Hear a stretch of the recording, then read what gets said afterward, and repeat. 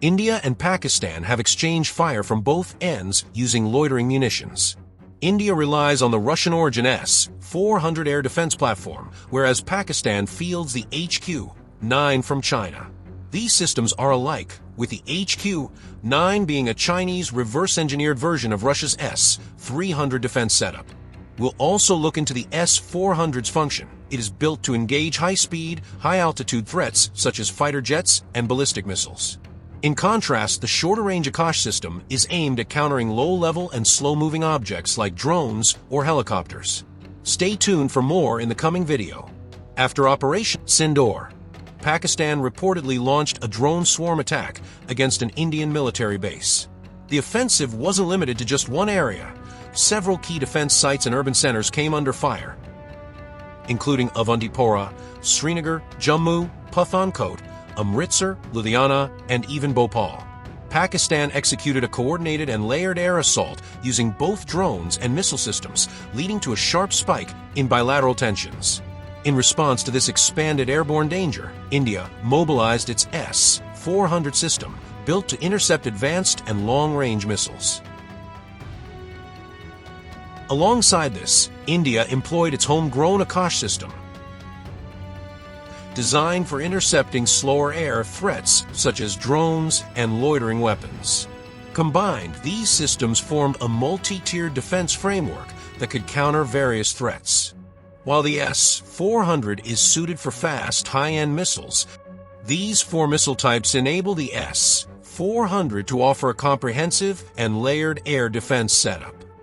The Akash plays an essential role against lower-speed threats. These assets reflect India's commitment to flexible and layered air defense amid a tense security situation. Akash is a supersonic missile that can reach speeds of up to Mach 2.5, over 2.5 times faster than the speed of sound. It has an operational range of roughly 25 to 30 kilometers, enabling it to strike threats well before they get dangerously close. In contrast, Pakistan fields the HQ9, a surface-to-air system developed in China and heavily based on the Russian S-300 design, not the S-400, which it is often incorrectly compared to. Now, let's break down the major distinctions between these defense systems.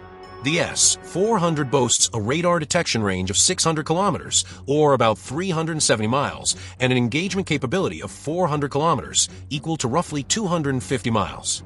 The HQ9, on the other hand, detects at a distance of 250 kilometers, 155 miles, and has a strike range of 120 kilometers, which equates to approximately 75 miles.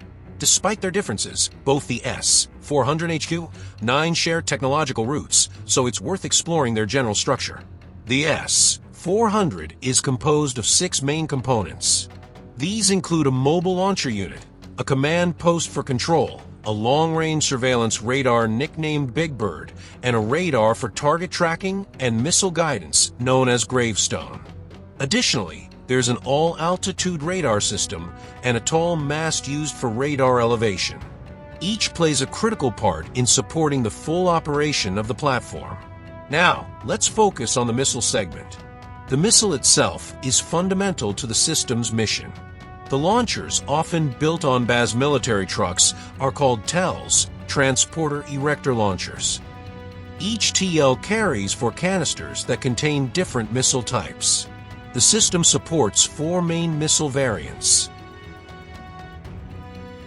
The first is a short-range interceptor that can hit targets up to 40 kilometers per second. A medium-range interceptor that reaches distances of up to 120 kilometers is next, followed by a long-range missile with a strike range close to 250 kilometers. Lastly, the very long-range missile can hit aerial targets at up to 400 kilometers. These 4 missile types enable the S-400. Now, let's shift focus to the radar systems, which are essential to the S-400's superior tracking and engagement abilities. The most notable radar is the 91N6E, better known as Big Bird, NATO codename Tombstone. This radar, used for target acquisition and battle control, is installed on an 8x8 trailer vehicle. It can track numerous aerial threats, from fighter jets and helicopters to cruise and ballistic missiles, as well as drones, all from a maximum range of 600 kilometers. It is capable of monitoring 300 targets at once, ranking it among the top mobile radar systems globally. Following that is the engagement radar called Gravestone, responsible for tracking and guiding missiles during an intercept. This unit covers up to 400 kilometers in range and is highly versatile, which is why it's also called an all-altitude tracking radar.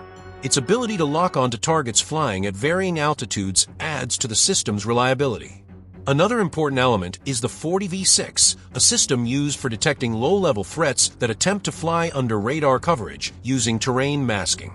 While some analysts note the 40V6 is actually not a radar, but an elevated mast tower for radars, its utility lies in enhancing the radar's field of view. Either way, it boosts detection of low-flying objects. The whole system is run from a mobile command post, generally truck-mounted, where operators manage everything from tracking to final interception. Let's go through the fundamental step-by-step operation of the S-400 system during a combat mission. Initially, the Big Bird radar performs long-range scans and detects multiple incoming aerial objects. As previously noted, it is capable of monitoring up to 300 different targets at once. This detection data is quickly sent to the system's command and control unit. At this point, the command center works to identify whether the target is friendly or hostile. If a system confirms that the object is a threat, a decision is made on whether to engage, sometimes requiring clearance from higher-ranking authorities. Once that approval is granted, the launch command is sent to the missile units. The system selects the missile variant that best fits the target's type and distance. Interestingly, the system typically fires 2 missiles per target, one primary interceptor and a secondary, as backup to ensure higher success rates. The engagement radar is then responsible for guiding the missile toward the target. It collaborates in real time with the main surveillance radar, constantly updating the missile's path to keep it locked onto the moving threat. At the next phase, low-altitude threats, such as cruise missiles or drones attempting to avoid detection, are tracked using the mobile mast radar system.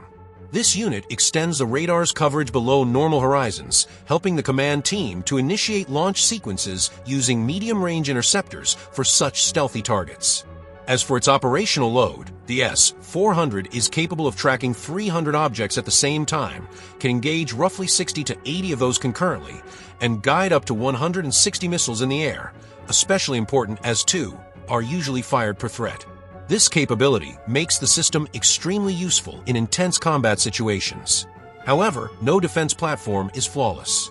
While the S-400 performs exceptionally well, especially against disorganized or surprise attacks, its success is still shaped by the overall mix of supporting weapon systems. A notable drawback lies in the Earth's curvature, which limits radar visibility and can leave certain low-altitude zones uncovered. This results in potential blind spots where threats flying low, like cruise missiles or terrain-hugging jets, may evade detection until they are dangerously near, sometimes only 40 kilometers out. Even with such challenges, the S-400 continues to rank among the most capable and adaptable air defense solutions available globally.